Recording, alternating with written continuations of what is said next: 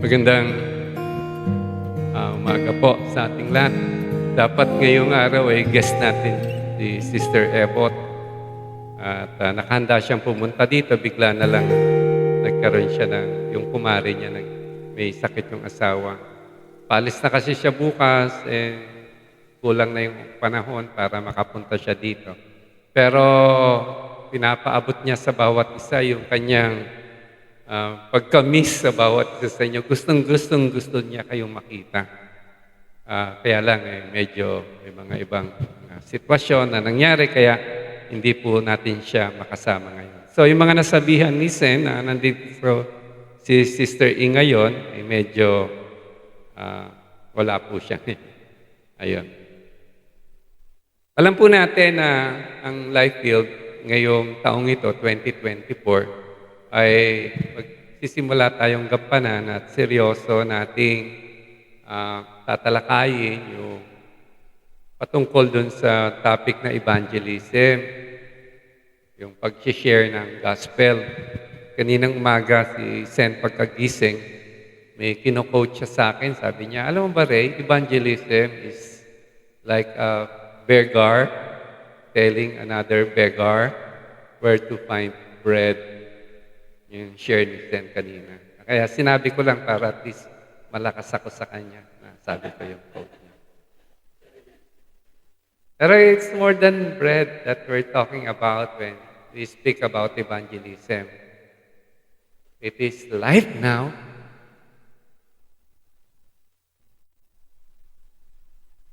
Then after this life, eternal life. Seryosong bagay at ako ay papasalamat sa Panginoon. Isang masarap na pribileyo na maging kabahagi dito sa gawaing malinaw na tinagubili ng Panginoon. Na bawat isang totoong Kristiyano dapat ginagawa. Ibabahagi mo yung mabuting balita. Napakalinaw po. Na ito ang dapat maging bahagi sa ating pagiging Kristiyano, gawain ng isang Kristiyano. Looking back, ako'y nagpapasalamat dun sa taong nag-share sa akin.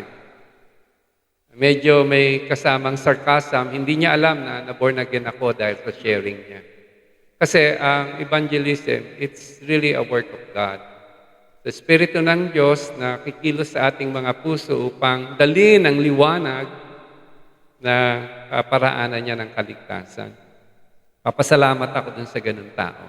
At isang araw, papanik tayo lahat sa langit. At isa sa mga hanapin ko siya para sabihin, thank you for sharing life to me. Gusto niyo ba isang araw, pagpunta natin sa langit, lahat naman tayo, mamatay di ba? Una-una lang. Si Sister Babes, biniro ko nung ni Nainay sabi niya, I'll miss you, Nay. See you soon. Sabi niya, hindi. So, lahat naman tayo pero looking forward, pag dumating yung panahon na yon, somebody would come up to us and say, thank you for sharing life to me. Ilang taon na tayong Kristiyano? May nabahagi na ba tayo ng salita ng Diyos? Na i-share na ba natin yung mabuting balita sa kanila? May panahon pa. Huwag tayong manimdim kung hindi natin nagawa nun yun. Ito, binibigyan tayo ng Panginoon ng pangalawang pagkakataon para maging kabahagi dito sa isang napaka-noble task. Napaka-honorable na gawain na pagbabahagi. Malungkot lang, hindi masyadong siniseryoso ng maraming mga mananampalataya. Pero sa biyaya ng Diyos, mga kapatid, ngayong taong ito, 2024, magampanan natin sama-sama ang gawain ng pagbabahagi ng mabuting balita sa iba. Kaya umpisahan natin to sa pamilya ng mga santos, and we're praying that God would reach out to them. Yung talata po natin ngayong umaga, makikita natin na ang Panginoon pumili ng 27 sa Lucas chapter, Luke chapter 10. Uy, nahulog, sorry. Wala. Sa Luke chapter 10 to. Pero yung Luke chapter 9, makikita natin yung Panginoon pumili ng 12. Ibig sabihin, talagang bahagi ng kalooban ng Panginoon yung pagpili para maging kabahagi dito sa gawain ng pagliligtas. At alam naman natin, bago pumanik sa langit ang Panginoon, nagtagubilin siya. Hindi lang sa 12, hindi lang sa 72, hindi lang dun sa 120, dun sa Book of Acts, hindi lang dun sa mga 5,000 na naging na born again nung nangaral si Pedro, kundi sabing ganun dun sa Book of Acts, lahat ng mananampalataya, saan man sila dinala, dala-dala nila yung sa kanilang buhay, yung mensahe ng kaligtasan. At ganun din dapat tayo.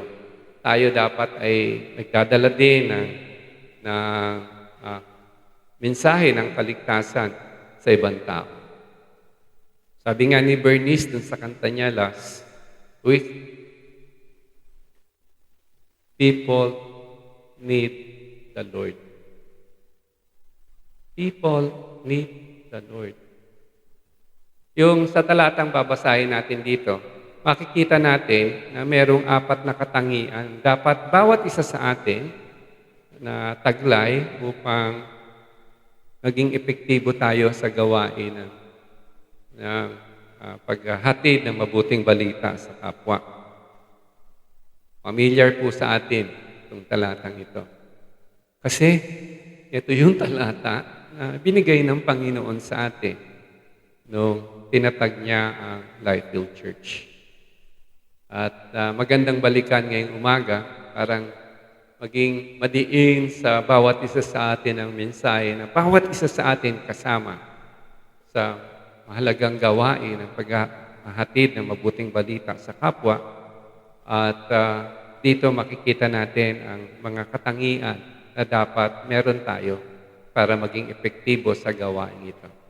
At samahan niyo po ako, basahin natin yung talata natin ngayong umaga sa Lucas chapter 10, verses 1 to 4. Pagkatapos nito, pumili ang Panginoon ng 72. Sila ay sinugo niya ng dala-dalawa sa bawat bayan at puok na pupuntahan niya. Sinabi niya sa kanila, napakarami ng aanihin, ngunit kakaunti ang mga nag-aani. Idalangin ninyo sa may-ari ng anihan, pagpadala siya ng mga mag-aani. Humayo kayo. Sinusugo ko kayong parang mga tupa sa gitna ng mga asong gubat. Huwag kayong magdala ng lalagyan ng pera, balutan o sandalyas. Dakilang Diyos, papasalamat po kami sa iyong salita. Ang panalangin namin, Diyos, pangunahan mo kami sa pagkakabasa ng iyong salita at nawa po magkaroon kami ng kaliwanagan bawat isa sa amin sa kita ng Santong Espiritu. Maunawaan namin ang napakahalaga pangangailangan ng bawat isa sa amin na dinadalangin namin ipagkaloob mo, Diyos, upang maging epektibo kami sa pagbabahagi ng salita ng Diyos. Salamat po. Ito po ang panalangin namin sa pangalan ni Jesus. May 4 na katangian na mapapansin natin dito sa mga talata nating binasa. Kasi naniniwala ako si Pastor Norman naka-ready na yung mga topic sa atin para turuan tayo how to evangelize. Pero kahit anong runong natin, kahit anong galing natin, kahit anong dami tayong seminar na attendan, kahit alam natin, pero tayo kung di kumpleto sa ating saloobin, dama sa ating buhay na yung mga katangian na sinabi ng Panginoon, hindi tayo mag-evangelize. Sabihin, bahala kayong buhay niyo. Diba? Wala tayong pakialam. Kaya dito, gusto kong dalhin tayo dun sa mga katangian nung pumili ang Panginoon sa 72, binili niya itong mga bagay na to. At gusto kong suriin natin upang nawa sa biyaya ng Panginoong Diyos, katukin niya ating mga puso. Gisingin niya ating mga ulirat. Yung mga natutulog nating mga espiritu na hindi naman tamad, pero yung wala tayong ganang mag-evangelize ba? Yan din yung prayer ko sa Lord. Naalala ko, iniiyak ko sa Panginoon. Sabi ko, Panginoon, patawarin mo ako kapag nanlamig ako sa pagbabahagi. Kasi nung bata-bata pa ako talagang init-init mo sa Panginoon. Sa jeep man, nakita mo yung mamang pagod. Sharean mo siya ng word of life. Sa school, nakita ko yung mga classmate ko. Nag-share ako. Pero ngayon, parang immune ka na. Nawa, sabi ko, Panginoon, mahabag ka po sa amin. Pakita mo muli, isingin mo ang aming ulirat, ang aming mga puso, ang aming mga buhay, upang madama namin ang kahalagahan ng pagbabahagi ng mabuting balita sa iba. At may 4 na katangian. Unang-una, manggagawa ng Panginoon, dapat may malasakit sa kapwa. Sabi dun sa talata, sabi ng Panginoon, marami ang aanihin, konti ang taga-ani. Ang Panginoong Yesus, sa tuwina, kapag ka nakikita niya yung karamihan, nakakaramdam siya ng pagmamahal, malasakit, compassion sa kanila. Nawa, ang Panginoon, ganun din, sa bawat isa sa atin, sa mundong ginagalawan natin, sana meron tayong compassion, malasakit, pagmamahal sa ating mga kasama.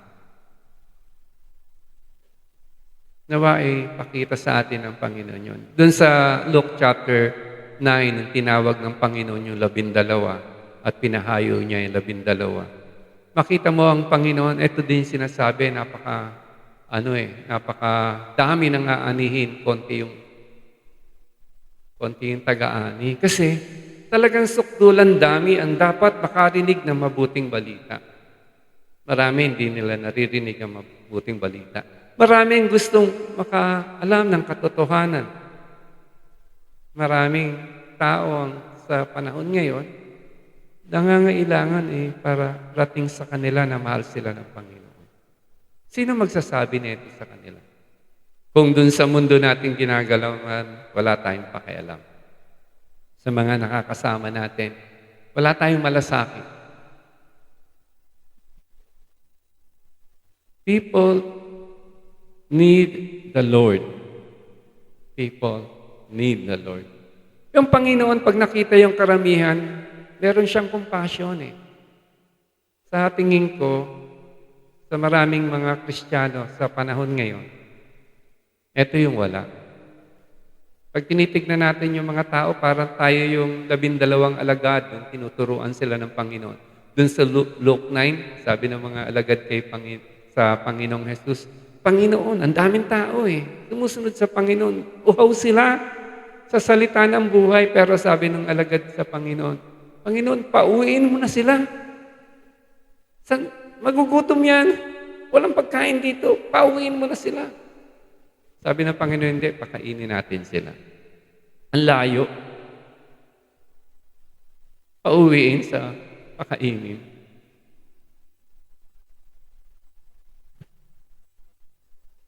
Tayo, paano natin nakikita yung mundong ginagalawan natin? Istorbo. Hindi natin maramdaman na people need the Lord. Ang daming aanihin. Konti ang taga-ani. Daming aanihin. Konti ang taga-ani. Ang Panginoon nakabayubay sa krus, nagtatawa yung mga tao sa Kanya. Pero anong nakita niya? And there are people, God has compassion. Sabi niya, Panginoon, patawarin mo po. Patawarin mo sila, hindi naiintindihan yung ginagawa nila. Ganyan ang Panginoon. Makita yung mga tao, mapapahamak ang mga tao. Mamatay sila. Hirap yung mga tao na bubuhay dito sa sanlibutan, lalo na wala ka sa Panginoon. Pinaglalaroan ka ni Satanas. Buhay mo, binababoy ng Satanas. Papahamak sila. At alam niyo ba, sa Panginoong Jesus, ang kahalagahan ng kaluluwa ko at kaluluwa ng bawat isa sa atin dito. Mas mahalaga yan kaysa sa buong mundo. Ganun pagbabalyo ng Lord sa bawat kaluluwa. For what does it profit a man if he gains the whole world? Napasa kanya yung buong mundo, but forfeits his soul. Pero yung kanyang kaluluwa ay mawala. Ganun ka-importante yung kaluluwa natin sa Panginoon. Ganun ka-importante yung kaluluwa ng mga tao sa paligid natin. Diyan, pamilya na nga natin yan. O kaibigan na nga natin. Markada na nga natin.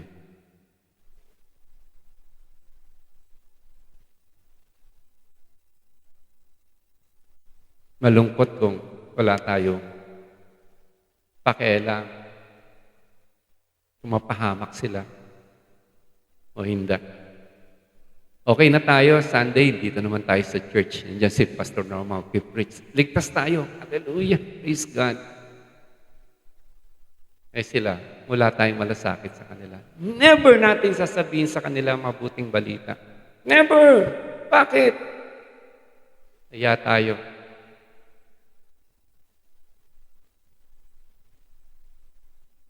Pero lahat ng tao sa mundo, kahit anong relihiyoso man yan o hindi, lahat ng tao, kung walang Kristo sa kanyang buhay, ay mapapahamak.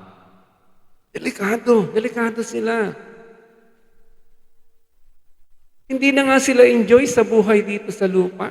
Puros problema na. Puros stress.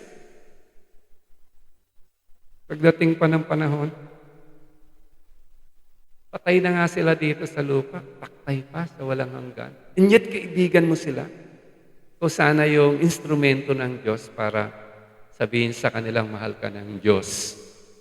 Ang katotohanan na may tagapagligtas tayo. Noong last week, biglang may Google photo na, alam niyo yun, di ba, sa cellphone, biglang may lulusot na Google photo. Yung photo na yon, kasama ko si Sen, si Pastor Vince. Ito yung time na, ni Bless, yung tawag dito, yung Dibu ni Bless, doon sa clubhouse. Nakita niyo ba yung photo yon? Biglang sumulpot, biglang nagka-memory recall ka. Ito yung mga good old days. Biglang naalala ko. Si Bless 18 pa lang ngayon. Ngayon, professional na. Napawawa ko ang bilis ng buhay. Sabi ng Proverbs, life is like a vapor. Sa Tagalog, singaw. Parang singaw lang tayo. Dito. Ikaw nga nagpapatintero lang. Di ba, Brother Ray? Lalaro kayo, nahabol ka ng nanay mo nun. Na, matulog ka sa hapon. Kaya hindi ka natulog, may palo ka. Ikaw, noong bata ka pa, parang si Luis, nag-aaral kang magbisikleta. Tapos, ngayon, lolo ka na. Kaya parang, ang bilis ng buhay. Dati nag-aabang ka lang ng pasok ka sa school, abang ka ng jeep o bus, papunta ka ng college. Ngayon, wala, retired ka naman ngayon. Retired ka na. Ang buhay ang bilis, di ba? Di ba? Dati nililigawan ka pa ni Raddy, ngayon, ang anak niya mag-aasawa na. Ang bilis.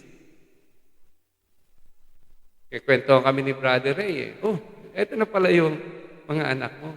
Yung malalaki na pala, na-miss tuloy natin sina Perry, no? Na Hansel, mga malalaki na pala yan. Hindi na natin nakikita. Pero, ganun kabilis ang buhay. Life is a bliss. Kami nga ni Sen nung New Year, usap kami. Dahil dati nun, kasama namin si Hana. Ngayon, wala na. Si Hana, 3 na lang kami ni Jet. Sabi namin, tapos may nararamdaman pa kami. Isang araw, todas na tayo, Sen. Uwi na tayo sa tatay. That's the reality of life. It's a bliss. Pero mabuti na lang tayo, mga kapatid. May pag-asa. May pag-asa tayo. Kasi, pag wala ka na dito, dahil sa tiwala natin kay Kristo, walang karapat-dapat sa atin, biyaya ito ng Diyos na iligtas tayo sa lahat ng ating mga kasalanan, na pagpatawad yung ating mga kasala dahil kay Kristo. At kung tayo man ay darating dun sa antungan ng buhay natin, pagkatapos ng buhay dito ay may buhay pang walang hanggan. May pag-asa tayo. Ito yung sabi ng Panginoon, the harvest is plentiful, but the laborers are few. Mga kapatid, kung wala tayong malasakit sa kanila, ito yung mamimiss nila. Alam mo ba, ikaw lang yung tsansa ng Lord para abutin yung mga tao sa paligid mo. Hindi nga kilala ni Pastor yun. Diba? Walang nakakilala dyan, ikaw lang. Ikaw lang ang instrumento ng Lord. Pero kung hindi ka may malasakit sa kanila, wala kang pagmamahal, totoong compassion sa kanila, wala lang. Okay lang tayo. Diba? Kaya nga sabi ng Panginoon nung tinatawag niya yung 72, napakadaming aanihin. Ibig sabihin, ang puso ng isang Kristiyano, mananampalataya, dapat ito nakikita. Ang daming tao na kailangan ng Panginoon. People need the Lord. Kailangan nila ang Diyos. Hindi mo paparatingin ang pagmamahal ni Kristo, ang katotohanan ni Kristo sa kanila, malibang mahal mo sila. Kaya laging illustration ko nga, yung bahay nasusunog eh. Hindi mo pwede sabihin, yung kakahiya naman. Gigisingin ko. Susunog yung bahay niya. Natutulog sila eh. Baka naman magising. Pero yun yung dapat gagawin natin, di ba? Kakaya ba yun? O lack of compassion on our part. Yan yung una na dapat natin, meron tayong tinataglay, meron dapat tayong compassion sa kanila. Dapat makita natin yung mga tao gaya ng pagtingin ng Panginoon sa kanila. God so loved the world, mga tao. He gave His only begotten Son, that whosoever believes in Him will not perish, but will have eternal life. Pangalawa, sabi dito ng Panginoon, ang manggagawa, ito yung dapat meron tayong saloobin, no? Yung una, dapat meron tayong malasakit sa kapwa. Pangalawa, dapat ang manggagawa ng Panginoon ay dapat marunong tayong manalangin. Ipipray tayo. Lalo na sa work ng evangelism, hindi naman ito trabaho mo. This is the work of God. Tayo ay mga instrumento lang. Maraming gustong sumampalataya kay Kristo. Pero kulang ang nagsasabi sa kanila ng katotohanan ni Kristo. Sabi ng Lord, idalangin mo na sa may-ari ng anihan, magpadala siya ng maraming manggagawa. At alam niyo ba na kapag tayo nanalangin, ito nga, dapat maging bahagi ng pananalangin natin to araw-araw eh. Kasi si Jesus, prayer request mismo to eh. Pray. Sabi ng Lord, ipag-pray mo. Parang tayo, pagka may prayer request tayo, ano ba ang prayer request natin? Lord, pagalingin mo ako. Lord, bigyan mo ako ng tinapay. Lord, bigyan mo ako magandang trabaho.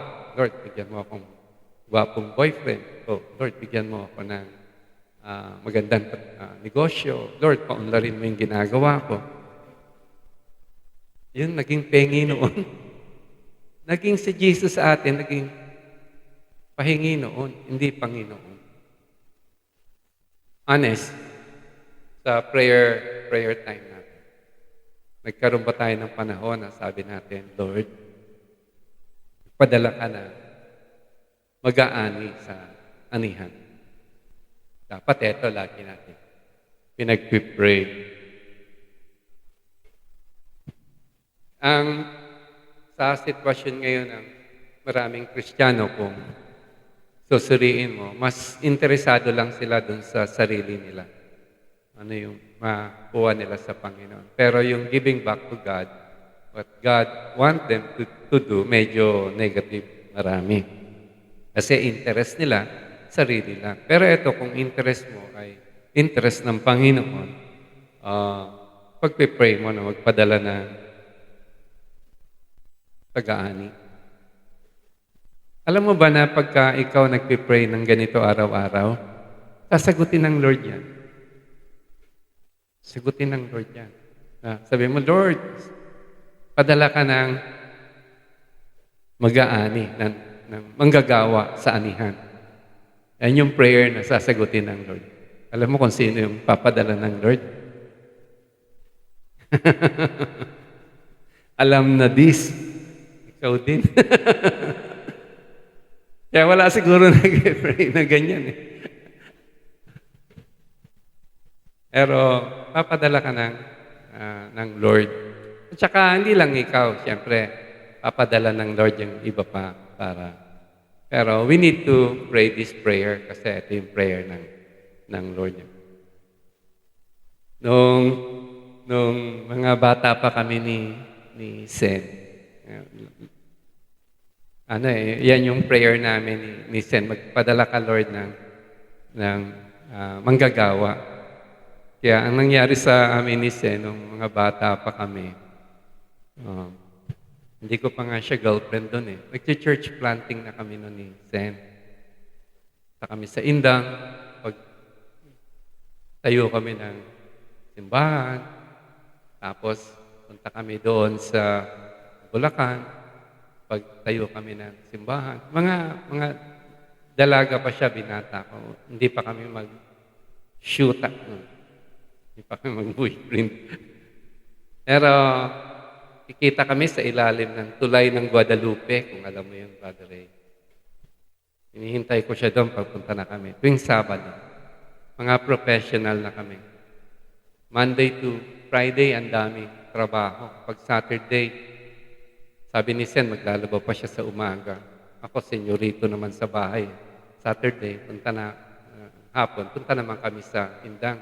Overnight kami dun sa isang bahay doon. Tapos share kami ng gospel sa Sunday. Uwi namin Sunday. Kasi we pray the prayer. Ano? Pray kayo? Pray nyo. Sa inyong quiet time. Lord, send workers. Makita mo, isa sa uunahin ng Lord na ipadala, ikaw. Kaya pagka sinagot ng Lord yung prayers natin, siguro next year, hindi na tayo kasya sa room. Diba? Sama natin sa prayer natin, ha? That God will send workers.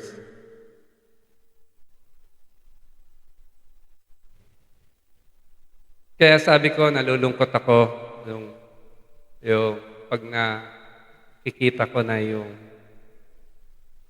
nababawasan mismo yung seal ko for evangelism. Kasi alam ko yung joy na sumusunod sa Panginoon. Alam ko yung saya at tuwa na makabahagi sa gawain ng Panginoon. Maraming Kristiyano, sad, sad sila kasi kulang sila sa bahaging ganito sa kanilang buhay. Hindi vibrant ang kanilang Christianity because kulang sila sa pagbabahagi. Sa totohanan lang, hindi mo kailangan ng maraming training para mag-share ka ng gospel. Ang kailangan lang, ikaw personally, naging totoo ang salvation sa'yo. Naranasan mo buong totoo ang kaligtasan. At dahil dito, pagka ikaw ay, kaya nga, bawat isang mananampalataya, tinawag ng Panginoon, humayo kayo, pangaral niyo yung mabuting balita, saan man kayo pumunta. Yun yung katotohanan doon. Naalala ko nung na born again ako, 3 months, wala akong alam, John 3:16 lang. Nagtatawanan ako dun sa school, pero ang lakas ng loob ko dahil sa tulong ng Panginoon. Kasi masyadong malinaw sa akin yung pagkatawag na magbahagi. Kumuha ako ng sulat dun sa dean namin. Sabi ko, mag-share ako ng gospel ganitong araw. Tuesday, Thursday pa. Pinuha ko dalawang araw sa chapel mismo ng namin, school. Yung din, binigyan naman ako ng permit. Kaya every Tuesday, Thursday, nandoon ako. Nagagalit yung ibang mga Katoliko kasi Catholic chapel yung ba't anong ginagawa ko doon nagpipreach. Mukha akong tanga, sa totoo lang.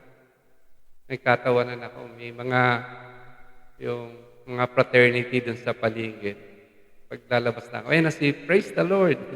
Naiya naman ako siyempre, hindi naman makapalamukha ako nun. Pero sabi ko, Lord, this is for you. Pero alam nyo ba, yung simpleng ganong trabaho, isa sa bunga ng ministry ko doon, may church na siya sa Mindanao, ang laki ng church niya. Full-time siya doon.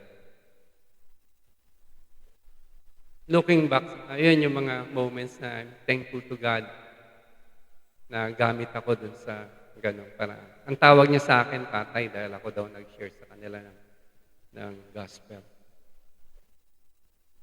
Kapatid, sayang. May opportunity tayo na maging bahagi dito sa napakagandang gawain ng Panginoon. Inigising ko kayo. Bahagi ka dito. Isang araw, kita-kita kayo sa langit. Sabi niya, uy, salamat. May malasakit ka sa akin. Salamat, nag-pray ka na magpadala ng Lord ng manggagawa at pinadala ka para sa akin. Yung pamilya natin, alam nyo, hindi tayo maaring gamitin ng Lord mag-share sa kanila.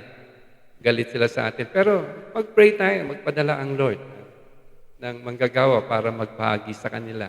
Yan yung isang dahilan kung bakit ngayon sa prayer meeting natin, di ba? May mag-share ng gospel dito sa pamilya nyo. At least kung hindi man ikaw, epektibo, may ibang tao na pwedeng mag-share. Okay?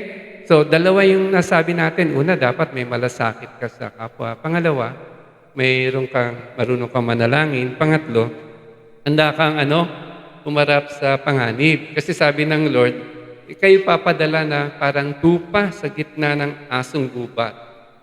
You will be sent as sheep among the wolves. Delikado. Ang Panginoon, honest Hindi namin niya sinasabing walang problema. Ang sinasabi ng Panginoon, sigurado, may pag-uusig. Parte yan ng pagkatawag sa'yo. Kaya dapat handa ka dito. Ang mensahe mo ng pag-ibig at pagmamahal sa kapwa, maaring magresulta yan ng insulto at pangungutya sa iba. Sabi ng Lord, okay lang. Dapat ready ka lang. Kasi not all will accept your message.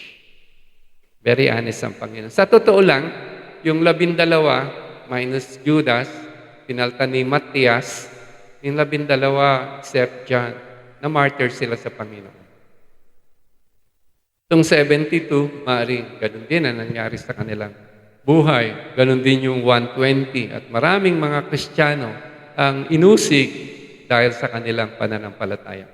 Noong last week na kapanood ako sa Fox News, may isang ini-interview, sabi ng interviewer, sino ba kasi nagkakagulo dun sa Middle East between Muslims and may mga iba't ibang bahagi pa ng Muslim. Tinanong yung interviewer, sa buong mundo, sino ba ang persecuted talaga? Sino ba talaga yung pinahihirapan ng todo-todo? Sagot nung ini-interview, based sa kanyang data, Christians are the most persecuted of all the religion in the world. Tayo pa rin Sabi nung interviewee, sa China lang, 100 million na persecute. Sa India, 75 million. Doon pa lang. Throughout the world, miski tayo kapag nag-share tayo ng gospel, be ready din. Insulto tayo. Kaya siguro, takot yung iba mag-share dahil may insulto. Kasi part ng calling natin yun eh. And God, Jesus is honest about it. If we're serious about sharing the word of life, then be ready to face persecution. Kaya nga, parang mga tupa sa gitna ng mga asong gubat, sabi ng Panginoon. May danger. Kaya dapat maging matalino din tayo in sharing the gospel. Maging prayerful tayo, di ba sabi natin? And then matalino tayo how we can effectively share the gospel to others. So, hindi naman sasadyain natin ay persecute tayo ng tao, di ba? Siyempre, kailangan din ng wisdom in doing God's work. Di ba? Ako naalala ko si Pastor Vince, nandito siya, gustong-gusto niya mag-preach ng gospel dun sa mga tao, sa area na informal settlers. Sinamahan ko yan si Pastor Vince. May picture kami, nag-preach siya sa ilalim ng hagdanan. Doon sa informal settler area yon. Pero bago ko dinala si Pastor Vince doon, dahil Amerikano, sinigurado ko naman, aligtas siya. Diba? Kasi mahirap naman paglabas ni Pastor Vince doon, may bukol o binato ng ano. Kaya sinigurado ko sa mga pupuntahan doon na okay naman. Doon sigurado na, sige, go tayo. Minsan, dumalaw kami ni Pastor Vince kay Brother Ray. Si Brother Ray ay confined sa PGH. Dumalaw kami to pray for Brother Ray. Sasakay kami ng LRT. Si Pastor Vince yung first time yatang sumakay ng LRT nun. Sabi ko, yung wallet mo, medyo ingat lang kasi may siksikan dito. Kaya nung all throughout the trip, talagang siksikan. Lalo na papunta ng top. Pero yung gano'n naman, pwede naman nating ingatan yung sarili natin. Hindi natin sasadyain na persecute tayo.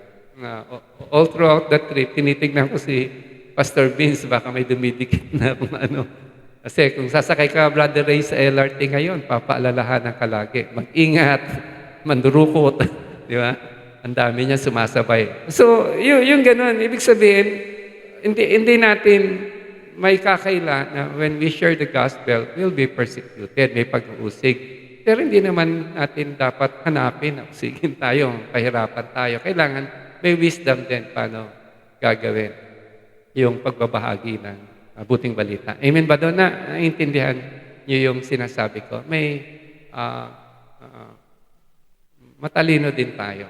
Dapat kasama sa prayer natin, paano natin i-approach yung tao, kung kaibigan man natin yan, para effective tayo.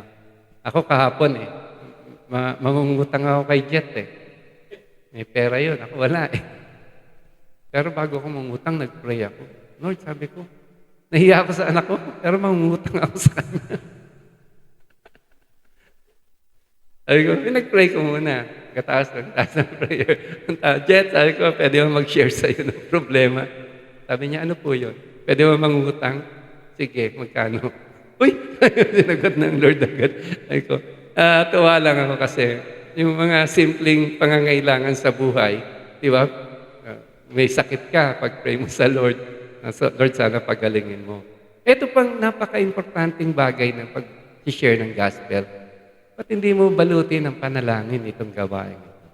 Yan sinasabi ko kasi may pag-uusig na sinabi ang Panginoon na mangyayari. Katunayan, historically, yan nga yung sinasabi natin. Maraming mga Kristiyano hanggang sa panahon natin ngayon ang patuloy na inuusig. Amen ba doon? Kasi yun yung pangatlo. So, tatlo na. Ito yung mga katangian na sinasabi natin, makikita natin dito sa pagkatawag ng 72 na dapat tinataglay. Una, dapat siya ay mayroong malasakit sa kapwa. Pangalawa, siya ay dapat marunong manalangin. Pangatlo, dapat siya ay handang humarap sa panganib. Ito yung pang-apat, ang manggagawa ng Panginoon may dapat buo ang pagtitiwala sa Diyos. Dapat nagtitiwala ka sa Diyos. Ang Diyos ang kasama mo sa lahat ng ginagawa mo. Kaya sabi ng Lord dito, huwag kayo magdala ng dalagyang pera, balutan, at sandalyas. Sabi dito ng Lord, ako mag-provide. Ako ang kasama nyo. Alam nyo ba dun sa Great Commission, may promise din ng Lord, sabi na, humayo kayo sa buong mundo at ipangaral nyo mabuting balita. Pero sabi ng Lord, kasunod nun, minsan nakakalimutan natin, I will be with you until the end of the world. Nakakasama mong Lord. Kaya dapat tiwala ka na ang Diyos na kasama mo dito sa gawain ito at tiwala ka na ang Diyos ay tapat. Hindi ka niya pababayaan. God is faithful. And God is a rewarder. Sabi dun sa Mark chapter 10 verse 29. Kasi si Peter, sabi ni Peter, Panginoon, iniwan namin lahat para sa iyo. At ito yung response ng Lord kay Peter.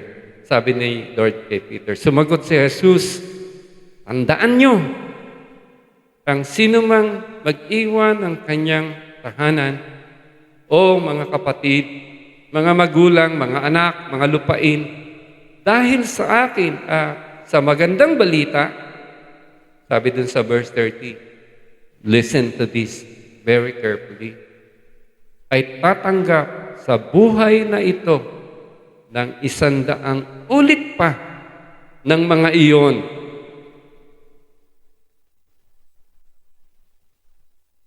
Tama ba yung malinaw ang pagkabasa ko? Ulitin ko. Parang hindi malinaw. Tandaan nyo, ang sino mang nag-iwan ng kanyang tahanan, o mga kapatid, o mga magulang, mga anak, mga lupain, dahil sa akin at sa magandang balita, ay tatanggap sa buhay na ito ng 100 ulit pa ng mga iyon. Ano yung mga iyon? Tahanan, kapatid, magulang, anak, lupain. I-bless tala tayo ng Lord. Mga bahay, mga kapatid, mga ina, mga anak, mga lupain. Kaya lang hindi natapos doon yung pagpapala ng Lord. Ngunit, may kalapit na pag-uusig. May kasamang persecution, honest ang Lord sa atin, di ba? Hindi ibig sabihin, hindi trouble-free. At sa panahong darating, hindi pa natapos ang pangako ng Lord. Sa darating na panahon, magtatamo siya ng buhay na walang hanggan. Kita mo yung tao pala na magsusuko sa Panginoon at gagawin yung pinapagawa ng Lord, ay ibibless niya sa lifetime na ito at pagkatapos ay buhay na walang hanggan. Panalo o panalong panalo? Panalong panalo. You want to be a winner in this life? Obey the Lord. Follow His commandments. Alam niyo noong ilang taon na ba noong 1997 ata ito, may decision akong gagawin sa buhay. Kasi nung time na yon, kailan ba siya? 1996, 1995, 1997, nung ang CTC, nawalan kami ng pastor. Umattend kasi ako doon eh. Tapos nawala kaming pastor. Mga 3 months pa lang ako nagkukumit doon sa CTC. Sabi ng mga naiwan doon na kung pwede, tumulong ako sa church gawain. Pwede ako magpastor. Dalawang concern ko nun sa Lord eh. Sabi ko, Lord, kung tatanggapin ko tong hamong ito, sabi ko, paano na yung mga anak ko? Paano na yung asawa ko? Yun yung dalawang concern na sinabi ko sa Lord. Kasi yung mga anak ko noon, elementary pa lang, hindi pa nga Nag-aaral pa lang papasok pa lang si Jet mag-aaral ng kinder. Tapos dahil sabi ko, kinonsulta ko yung kaibigan ko na gusto ko mag full-time sa ministry. Diniscourage ako ng best friend ko. Sabi niya, Ray, isipin mo yung mga anak mo. Elementary pa lang. Walang pera dyan sa papasukin mo at baka makawawa yung pamilya mo. Tapos ang isa kong concern ko pa, si Sen. Kasi si Sen mo, yung time na yun, pinag-full-time ko siya sa mga anak namin. Mag-alaga ka na lang, Sen, ng bata, sabi ko. Ako na magpo-provide sa'yo. Hanggang sa pagtanda mo, sabi niya, ako na magbibigay ng retirement mo. Yung dalawang concern ko. Kaya lang, nung pag magpo-full-time ako, babalik ako kay Sen, sabihin ko, Sen, pasensya na. Yung pangako ko sa'yo, mukhang hindi ko matutupad. So, yun yung dalawang concern na pinag-pray ko sa Lord. Lord, sabi ko, tatanggapin ko yung hamon ng simbahan, maglingkod, pero dalawa tong concern na talagang muusig sa isip ko kasi pagka nagkamali ako dito sa gagawin ko, ang magsasuffer, hindi lang naman ako. Sila yung mga mahal ko sa buhay. Ano yun? Ilang years na yan? 25 years ago? Looking back, alam nyo, sa kabutihan ng Lord, yung dalawang anak ko, nag-graduate ka na, college. Ang liit ng sweldo ng pastor eh. Pero si Hannah, Miriam pa yan. Exclusive pa. Tapos si Jet, mapuwa pa. Quarterms. Pagtapos namin. Tapos ngayon, sabi ko nga kanina, ang daming pera ng anak ko, doon ako nangungutang. Pinautang naman ako. So, tapat ang Lord. Sabi ni David, once I was young, now I'm old, but I have never seen a righteous man forsaken or his children begging bread. Hindi, ang sinasabi ko lang dito, hindi tayo matakot sa gagawin natin kasi tapat ang Diyos. Hindi man nakita ng mga tao sa paligid natin yan. Pero alam nyo, ang Diyos, markado yung buhay mo. Ito yung taong pagpapalain ko ng gusto. Tumatanda na si Sen. Pray ako. Iyak na ako sa Lord. Sabi ko, Lord, ito pang isa. Sawa ko, kawawa. Wala man lang pang Jollibee ito kasi pinatigil ko. Tapos wala akong perang pambigay sa kanya. Isang araw, bigla may tumawag sa kanya, pinagre-report siya sa DSWD. Wala nang interview, kilala siya nung pinag-report siya na magtrabaho doon. Yung record breaker ang Lord, hindi dahil magaling si Sen. Siguro magaling nga din to si Sen. Pero mas magaling ang Lord sa kanya. Kuha niya every 2 years, promoted siya hanggang naging director siya. Kaya ngayon, may pension siya. Hindi galing sa akin, pero galing sa Diyos na matapat sa kanyang buhay. Kapatid, baka struggle ka ngayon sa buhay, parang ano yung pinaka-best life na pwedeng meron ako. Ito yun. Magtiwala tayo sa Lord. Paglingkuran natin siya. Ano mang estado meron tayo, pakita natin sa Panginoon na yung importante sa Kanya, yung kaluluwa, maraming taong napapahamak. Importante din sa atin na kung paano niya tignan yung mga tao na minamahal niya, ganun din natin tinitignan yung mga tao sa paligid natin na minamahal ng Diyos. At tayo yung magiging instrumento ng Diyos para iparating sa kanila. Mahal kayo ng Panginoon. May tagapagligtas. At lalo na dun sa nawawala ng pag-asa. At nangangailangan ng buhay. Nawa tayo yung maging instrumento. Pero kailangan 4 na katangian ng taglay natin. May malasakit tayo sa kapwa natin. Nagpipray natin sa Lord, patuloy magpadala ng mag-aani sa kanyang anihan. Pangatlo, dapat ay handa tayo. Marap sa mga pag-uusig at pang-4, buong buo dapat ang ating tiwala sa Lord. God is a rewarder. God is faithful. Kahit may mga pagkakataon na hindi tayo faithful. Baka mas maraming pagkakataon na hindi ako faithful sa Lord kaysa naging faithful ako sa Lord. Ayoko dun sa sharing na parang bidang-bida si Ray Paron. Sa totoo lang, ako'y pagaya ni Paul, masyadong makasalanan. I am the worst of sinners. Ang buhay ko hindi perfecto. Ako'y nag-struggle kagaya ng bawat isang taong nabubuhay sa sanlibutan sa kasalanan. Pero ang Diyos tapat. Ang Diyos ay Diyos ng pag-ibig. Isang pribileyo para sa akin. In spite of who we are, God can challenge us to be His laborer in His vineyard. This is a special privilege from God. Hindi dahil ng mga santo, santa tayo. Hindi dahil tayo yung buhay na angat sa iba. Hindi dahil kung ano pa man, makasalanan din tayo, kagaya nila. Sabi nga ni Sen kanina, we are beggars.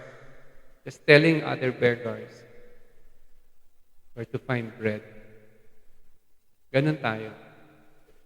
Tayo yung mga patay sa kasalanan na gagamitin ng Diyos, sabihin dun sa ibang patay sa kasalanan kung saan makakasumpong ng buhay.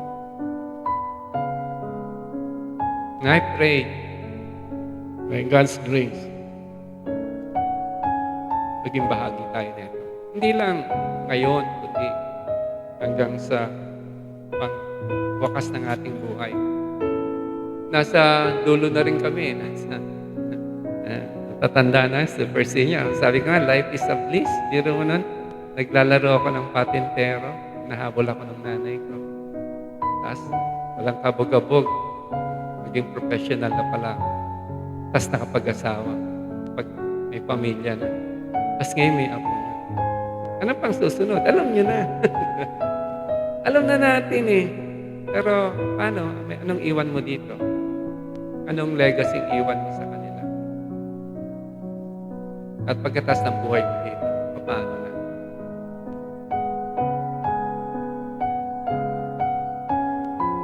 Apat na katangian. Dawa, panalangin ko sa Lord magkaroon ng bawat isa. Malasakit sa kapwa, panalangin para sa manggagawa. Handang marap sa pag-uusig at buong pagtitiwala sa katapatan ng Diyos. Let us pray. Dakilang Diyos, maraming salamat po sa kang mabuting Diyos. We worship you, we praise you, we glorify your name. We say you are our God. Thank you for forgiving us our sins. We pray, Lord, yung napag-aralan namin, instill in us this Spirit, yung mga katangian na hinanap mo dun sa 72 na tinawag mo upang humayo. So that kagaya po nila, kami maging epektibo sa pangangaral ng mabuting balita. Ito pang panalangin namin sa pangalan ni Jesus.